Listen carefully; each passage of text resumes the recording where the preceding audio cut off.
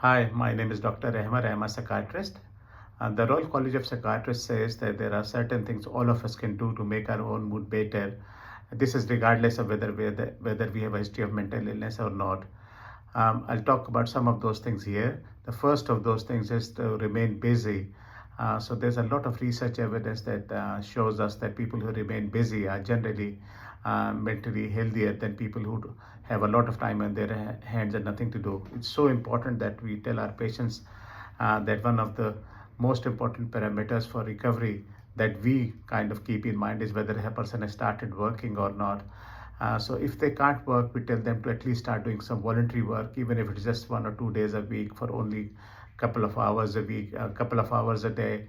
And then when they've done that for a few months, then go on to part-time work and slowly and gradually, if they are well enough, to go on to full-time work. So recovery from recovery perspective, the one of the best indicators of whether somebody's working or not. The second important thing is regular physical activity. When you say regular physical activity or exercise, people immediately think of going to the gym and lifting weights. And we tell them now, even brisk exercise is one of the best exercises there is. All it requires for improvement of mood is walking up to 20 minutes, up to 3 days a week, and walking at a pace which makes you a bit breathless and makes you sweat a bit. Even that is sufficient to lift a person's mood on a regular basis. The third most important thing is to have hobbies and interests. Some people get very busy and they say, oh, I don't have time for hobbies. And we tell them that it's really important for everybody's mental health, including my own, to engage in different hobbies and interests and to find time to do things. There has to be a life outside of work.